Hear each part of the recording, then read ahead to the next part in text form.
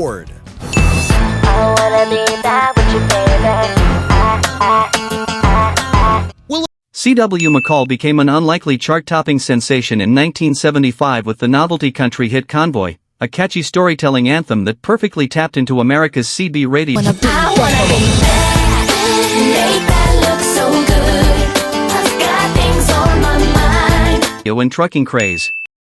Packed with memorable catchphrases, a driving rhythm, and a fun narrative, the song captured a cultural moment that resonated with millions. The problem, however, was that McCall's entire career leaned heavily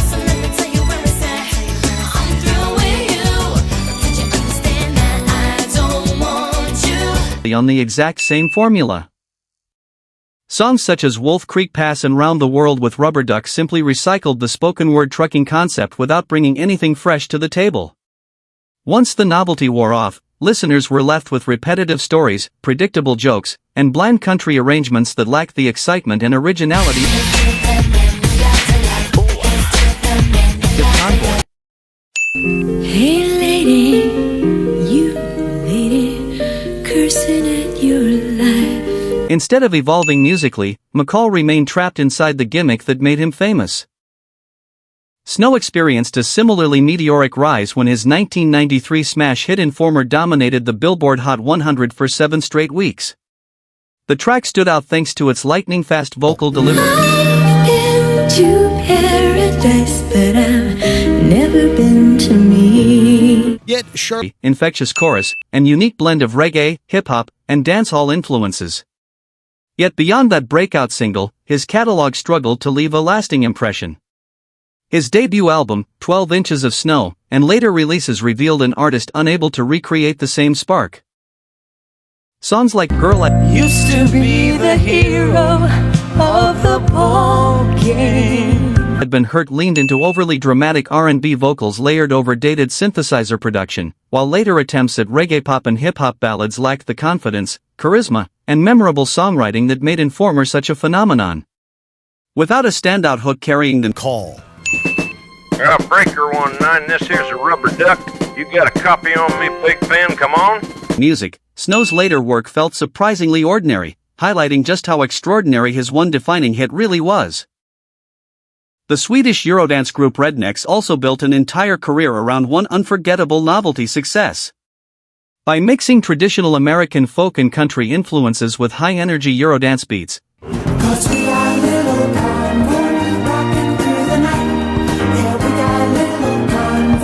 they created a sound that instantly grabbed attention.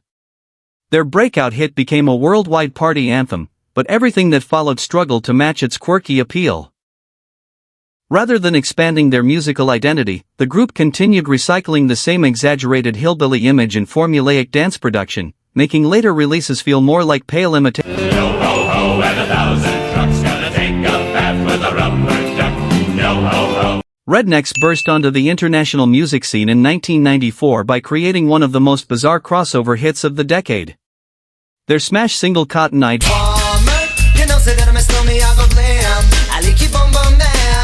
Joe fused traditional American country fiddle with high-energy Swedish Eurodance, resulting in a wildly infectious party anthem that became impossible to escape.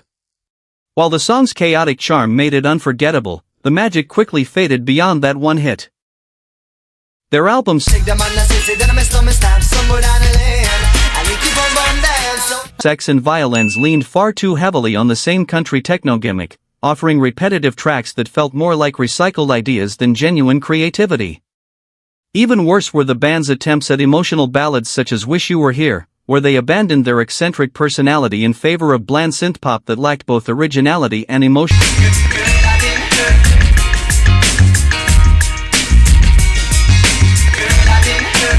Depth. Without the outrageous energy that defined Cotton Eye Joe, the rest of their music struggled to leave any lasting impression. Crazy Town found massive success in 2000 with Butterfly, a mellow rap-rock crossover built around a memorable guitar sample. But I hadn't been for Cotton Eye Joe, I've been married a long time ago. Where did you come from? The Eurodance And an irresistible radio-friendly groove. The song stood apart from the heavier nu metal movement of the era by embracing melody and laid-back vibes, helping it become a multi-platinum hit. Italian electronic group Eiffel 65 also became synonymous with a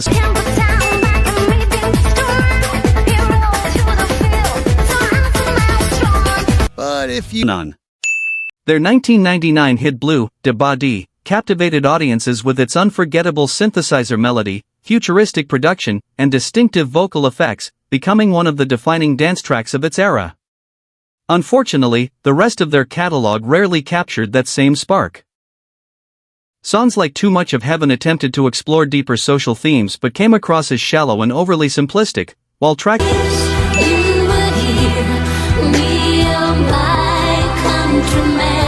deeper social themes but came across as Crazy Town.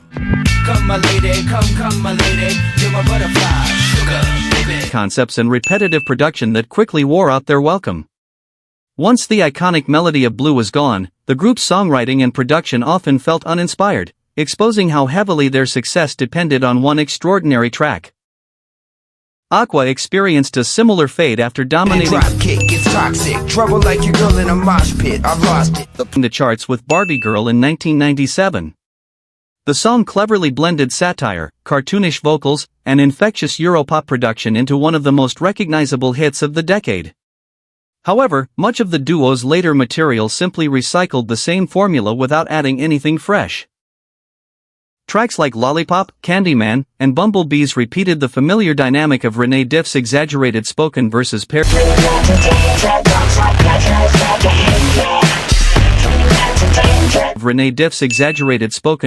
Yo, listen up, here's the story about a little guy that lives in a blue world.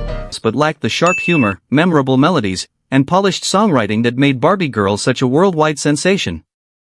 As a result, their later releases often felt like diluted copies of the hit that had already perfected the concept. Williford seemed destined to become one of the biggest breakout stars of the early 2000s teen pop explosion. Her debut single, I Want to Be Bad, perfectly blended catchy bubblegum melodies with a bold, rebellious attitude, making it an instant hit. However, the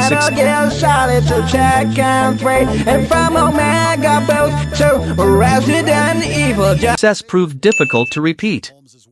Her debut album, Willow Was Here, lacked the memorable hooks and creative spark that made her first single so irresistible. Songs like Asterisk I'm a Barbie girl in the Barbie world, life in plastic. Did I understand that?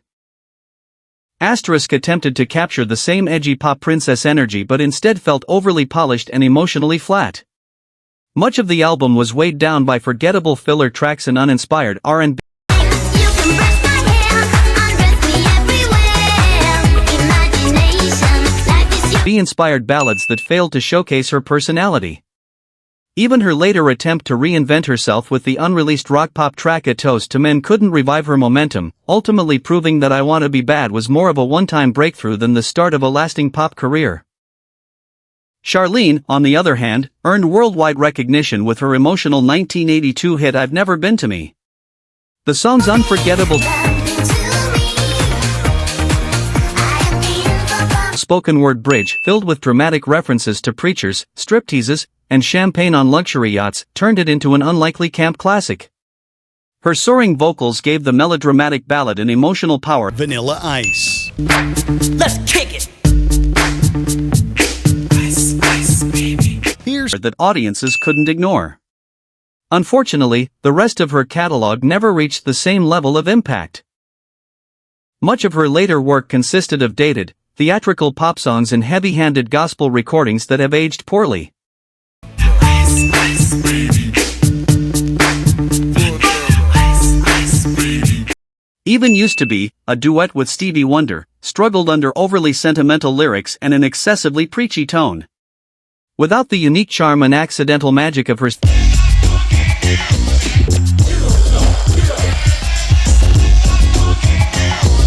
signature hit, Charlene's broader discography reveals a gifted vocalist held back by weak songwriting that relied more on emotional excess than genuinely compelling music. Said Fred. I'm too sexy for my love, too sexy for my love, love's going to leave.